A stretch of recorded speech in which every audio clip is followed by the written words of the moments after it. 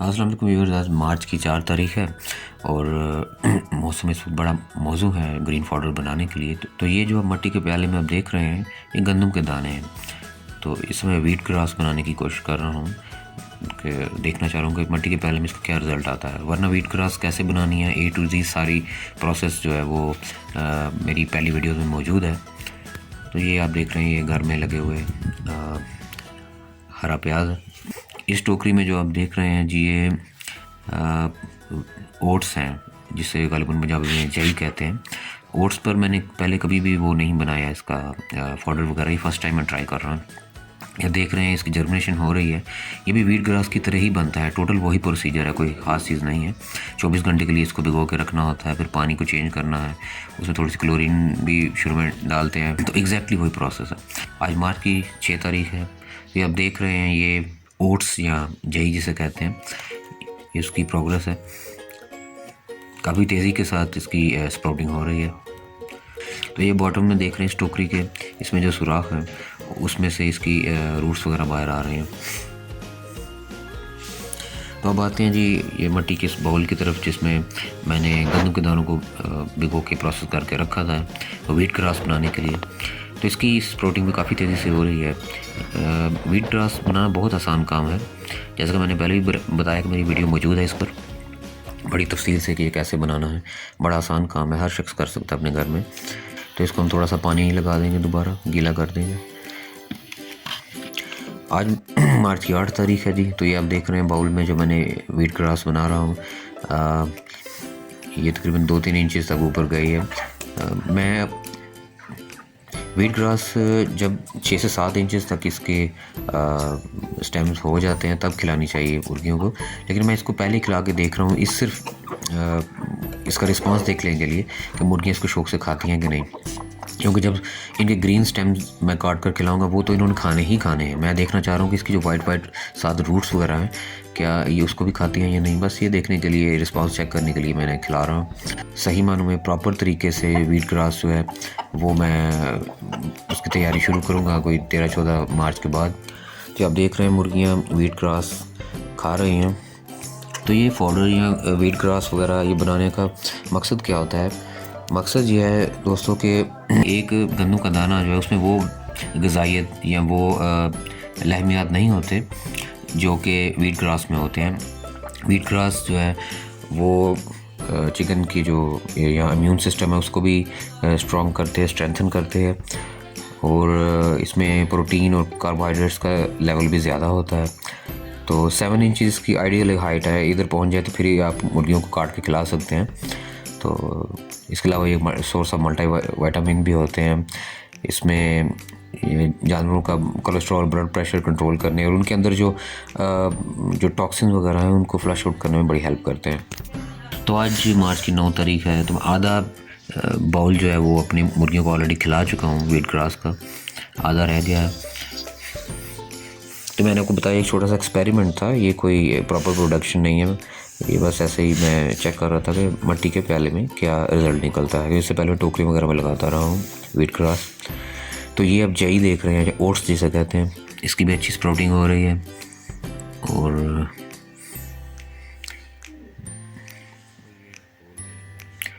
تو یہ wait grass دوبارہ میں جڑوں سمیت ان کو کھلا کر دیکھ رہا ہوں۔ یہ چھوٹی چھوٹی ایکسپیریمنٹ میں کرتا رہتا ہوں دیکھنے کے لیے کہ میرے جانوروں کا کیا رسپانس ملتا ہے مجھے، وہ کس چیز کو زیادہ شوق سے کھاتے ہیں، کس کنڈیشن میں زیادہ شوق سے کھاتے ہیں۔ اصل میں ایک مسئلہ یہ بھی ہے کہ مرغیوں کو ایک تھوڑی سی وہ عادت ہوتی ہے کہ مٹی وغیرہ میں کھیلنے کی، مٹی وغیرہ میں لوٹ پوٹ ہونے کی، تو یہ پیچھے گملوں میں مٹی پڑی ہے تو یہ ادھر بھاگ جاتی ہیں، تو ڈسٹریکٹ ہو جاتی ہیں، کھانے کی طرف ان کی توجہ کم ہے۔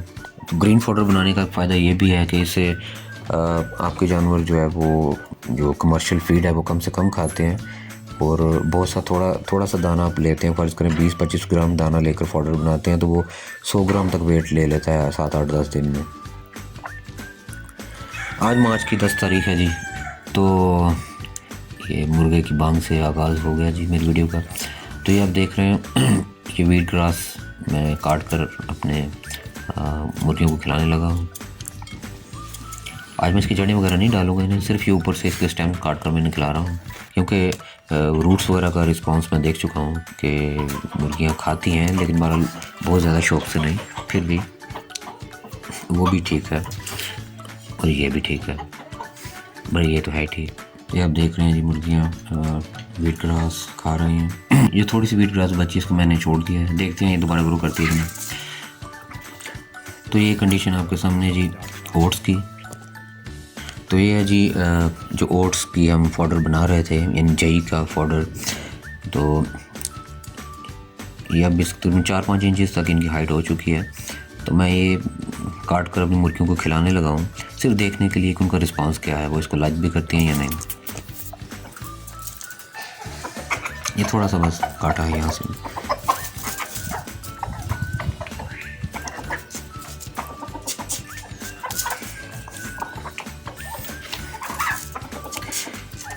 तो दोस्तों रिज़ल्ट देख रहे हैं कि मुर्गियाँ बहुत शौक़ से इसको खा रही हैं, साथ मुर्गे के ये तमाशे भी जो उसने वो सर्कस जो करके दिखा रहा है, ये तो है जानवरों की हसरत होती है। लेकिन बहरहाल रिज़ल्ट इसका बड़ा अच्छा लगा है मुझे, क्योंकि मैं नहीं जानता था कि ओट्स से जो मैं फॉडर बनाऊंगा वो इतने शौक़ से खाएंगे। क्योंकि इससे पहले मैंने वीट ग्रास ट्राई किया है लास्ट सीज़न में, बाजरे से मैंने फॉडर बनाया था, वो भी उसका भी रिस्पांस ठीक ही था। लेकिन बाजरे से जो फॉडर है वो बनने में टाइम काफ़ी लेता है और उसकी हाइट भी इतनी नहीं बढ़ती।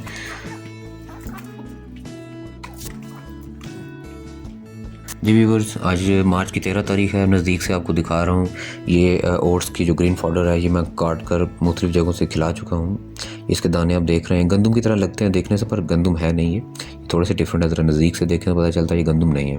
बड़ा अच्छा एक्सपेरिमेंट रहा है, मुर्गियाँ बहुत शौक़ से खाती हैं ये फॉडर। आज मार्च की 17 तारीख है जी। तो ओट्स से बना ग्रीन फॉडर मैं अपनी मुर्गियों को खिला रहा हूँ।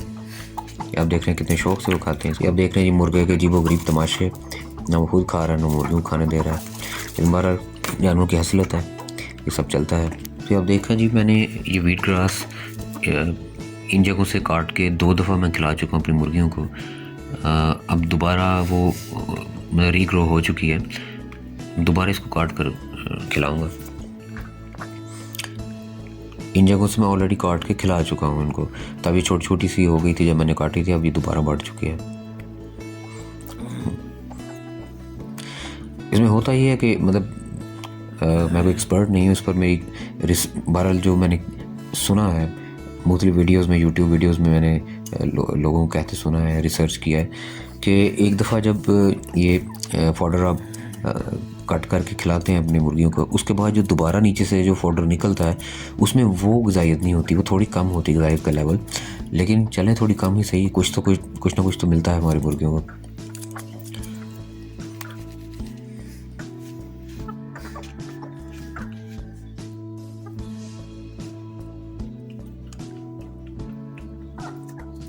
दोस्तों आज मार्च की 18 तारीख है, आप देख रहे हैं।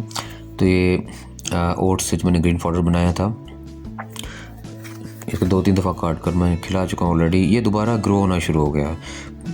मैं इसको डिस्कार्ड नहीं कर रहा, क्योंकि मैं देखना चाहता हूँ ये कितनी दफ़ा रीग्रो होगा, मैं कितनी दफ़ा अपनी मुर्गियों को खिला सकता हूँ। तो ये आप देख रहे हैं, ये जो मट्टी की कनाली या बाउल या जो भी कह लीजिए, इसमें ये बाजरे का या पल मिलेट जैसे कहते हैं इंग्लिश में, उसका फॉडर बनाने की कोशिश कर रहा हूँ। ये बहुत ज़्यादा टाइम ले रहा है, इसकी हाइट भी इतनी नहीं बढ़ रही। यही बाजरे के 2 दाने मट्टी में फेंक दें तो इतने इतने बड़े पौधे बन जाते हैं चंद दिनों में। आज मार्च की 20 तारीख है दोस्तों। तो आप देख रहे हैं ये ग्रीन फॉडर जो मैं पहले भी 3 दफ़ा या 2-3 दफ़ा काट कर खिला चुका हूँ, दोबारा बढ़ गया है। मैं गालिबन 4थी दफ़ा काट कर खिला रहा हूँ, मुझे सही से याद नहीं है अभी 3री दफ़ा या 4थी दफ़ा, कम से कम 3 दफ़ा मैं खिला चुका हूँ, ये 3री दफ़ा होगी। तो ये बड़ी मज़े की चीज़ है, इसको आप काट के मुर्गियों को खिलाएँ दोबारा बढ़ जाती है। इससे आपकी जो खुराक का खर्चा है वो यकीनन कम होता है, वो मुर्गियों को एक्स्ट्रा प्रोटीन और कार्बोहाइड्रेट्स मिलते हैं, यानी प्लांट बेस्ड जो न्यूट्रिशन है वो मिलते हैं।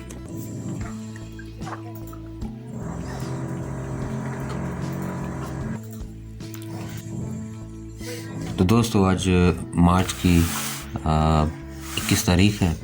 ये जो हम पाउडर देख रहे हैं یہ میں نے انٹینشنلی یہاں نہیں لگایا تھا، میں اس کنٹینر میں دھنیا اگا رہا تھا، لیکن غلطی سے یہ اوٹس کے دانے وغیرہ رکھے تھے پاؤڈر بنانے کے لیے، اس میں گر گئے تھے مٹی میں، تو میں نے پھر انہیں یہی رہنے دیا کہ دانہ چننا بڑا مشکل تھا، تو وہ اب یہ 7-8 انچ تک ان کی ہائٹ ہو چکی ہے، تو اب یہ میں ان کے نکال کر یہاں سے کھلاؤں گا۔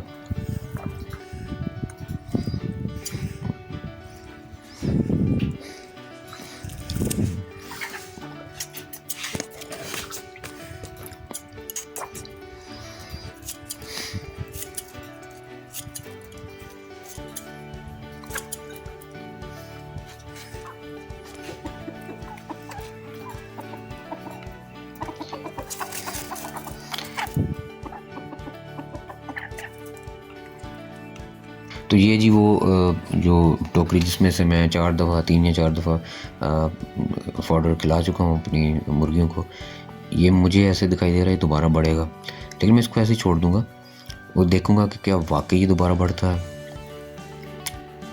یہ نیچے سے آپ دیکھ رہے ہیں یہ گندا سا ہو چکا ہے، میں صرف ایکسپیریمنٹ کے لیے اس کو چھوڑ رہا ہوں، اس کو میں ڈسکارڈ نہیں کر رہا ہے، کہ دیکھتا ہوں کہ یہ دوبارہ بڑھتا ہے، کتنا بڑھتا ہے، کیا میں اس کو 5ویں 6ٹھی دفعہ بھی اپنی مرغیوں کو کھلا سکتا ہوں۔ یہ ایک ایکسپیریمنٹ ہے، میں بھی کچھ سیکھنے کے لیے، کچھ جاننے کے لیے یہ سب کر رہا ہوں، تو جو جانکاری مجھے ملے گی وہ آپ لوگوں کے ساتھ شیئر کروں گا، اس کا فائدہ آپ کو بھی ہوگا۔ رہی بات غذائیت کی، تو وہ یقیناً جب اب یہ دوبارہ اگر یہ گرو کرتا ہے تو اس میں وہ غذائیت تو ہرگز نہیں ہوگی، اس کا لیول انتہائی کم ہوگا یقیناً، لیکن میں صرف دیکھنا چاہتا ہوں کہ کیا واقعی دوبارہ 4تھی 5ویں دفعہ 6ٹھی دفعہ بھی بڑھتا ہے۔ تو یہ باجرے کا جو فوڈر آپ دیکھ رہے ہیں، اس کی گروتھ بہت ہی سلو ہے، مگر اس کو بھی میں تھوڑا سا پانی شاور کر دیتا ہوں۔ یہ آپ دیکھ رہے ہیں ہرا پیاز، دھنیا وغیرہ اس طرح کی چیزیں میں نے اس کنٹینر میں لگائی ہوئی ہیں۔ یہ ویورز، اور مارچ کی 22 تاریخ ہے، ایک بار پھر میں آپ کو یہ دکھا رہا ہوں پل ملیٹ یا باجرے سے جو فوڈر بنا رہا ہوں، تو اب دیکھ رہے ہیں اس کی گروتھ بہت سلو ہے، جیسا کہ میں نے پہلے بھی بتایا، اس کا result in like wait grass یا اوٹس سے جو فوڈر میں نے بنایا تھا، اس کا جو گروتھ ہے بہت سلو ہے نظر آ رہی ہے، لیکن بہرحال جو بھی بنا ہے، جیسے بھی بنا ہے، وہ مرغیوں کو کھلا کر دیکھتا ہوں کہ اس کا کیا رسپانس ملتا ہے۔ تو یہ پورے کا پورا ایک چنک میں نے اس فوڈر سے اتار کر ان کو ڈال دیا ہے، دیکھتے ہیں اس کے ساتھ کیا سلوک کرتے ہیں۔ تو مرغیاں اس کو کھا تو رہی ہیں، لیکن کوئی ایکسٹراڈنری رسپانس مجھے اس میں نظر نہیں آ رہا۔ یہی آپ اگر دیکھیں جو ویٹ گراس یا اوٹس سے جو فوڈر بنتا ہے، اس کا بہت ہی اچھا رسپانس مجھے ملا ہے۔ تو ویورز، یہ جو ویڈیو آپ نے دیکھی، اس کو بنانے میں مجھے 2 ہفتے سے زیادہ ٹائم لگ گیا ہے۔ آپ نے دیکھا 4 مارچ سے ہم سٹارٹ ہوئے، 22 مارچ پہ آ کے ویڈیو ختم ہو رہی ہے، تو اتنے دن میں نے صبر کیا، میں نے بڑا ڈیپلی انالائز کیا اپنے اس پورے پروجیکٹ کو، اور کریکٹ انفارمیشن آپ تک پہنچانے کے لیے جو کچھ ہو سکتا تھا میں نے کیا۔ تو اس کے پیچھے بڑی محنت، بڑی کاوش ہوتی ہے، تو آپ سے درخواست ہے کہ پلیز اس ویڈیو کو لائک، چینل کو سبسکرائب کر دیجیے، اور لنک شیئر کر دیجیے، سب کچھ کر دیجیے۔ انشاءاللہ ایک نئی ویڈیو کے ساتھ حاضر ہوں گے۔ اللہ حافظ۔